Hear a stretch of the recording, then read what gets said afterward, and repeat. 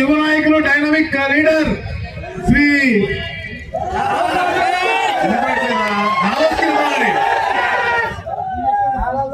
నారా లోకేష్ గారి యొక్క జన్మదినాన్ని పురస్కరించుకుని ఈ యొక్క MPL 4 మంగళగిరి ప్రీమియర్ లీగ్ 4 ఇంత ఉల్లాసంగా ఇంత ఉత్సాహంగా ఏర్పాటు చేసిన నిర్వాహకులకు ముందుగా నా ప్రత్యేకంగా అభినందన తెలియజేసుకుంటా ఉన్నాను.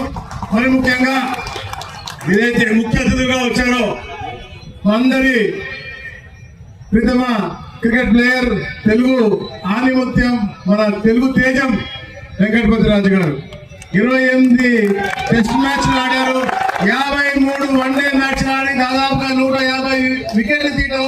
ప్లస్ ఆ రోజు ఎందుకంటే ఎన్ని మ్యాచ్లు ఉన్నాయి కాదు, ఈ రోజు టీవీ మనం పెడితే రోజు 6 మ్యాచ్లు ఉన్నాయి, కానీ ఆ రోజు ఎప్పుడూ ఉంటాయి. కానీ అంత సిస్టమేటిక్ గా క్రమశిక్షణ ఉంది. ఎందుకంటే ఎంత కూడా ఎందరో అయితే క్రమశిక్షణతో ఈ రోజు చేస్తా ఉన్నారో దానికంటే ఎక్కువ క్రమశిక్షణతో కష్టపడి పైకి వచ్చి మన తెలుగు జాతిని ఉన్నత స్థానం తీసుకెళ్లిన గొప్ప వ్యక్తి వెంకటపతి రాజు గారు. వారిని ప్రత్యేకంగా ఇక్కడ దాకా వచ్చినందుకు ప్రత్యేకంగా గట్టిగా.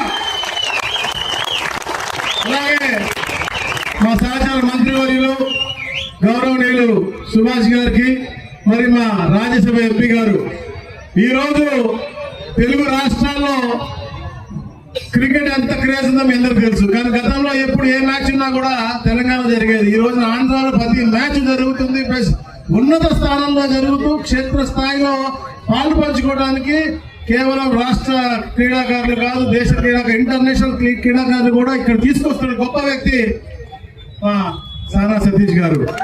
అలాగే మా శాసనసభ్యులు గౌరవనీయులు మా మడకశిర హీరో MS రాజు గారు, అలాగే మా గిద్దలూరు ఎమ్మెల్యే గారు అశోక్ రెడ్డి గారికి, అలాగే మా వాడి గురించి చెప్పాలా రంగారెడ్డి గురించి బాబురా, అలాగే ముఖ్యంగా ఈ రాష్ట్రానికి ఒక అద్భుతమైనటువంటి ఎమ్మెల్యే, ఏదైతే ఎప్పుడు కూడా 6 నిమిషాలు యువత భవిష్యత్తు బాగుండాలి అని చెప్పి ఆలోచనతో,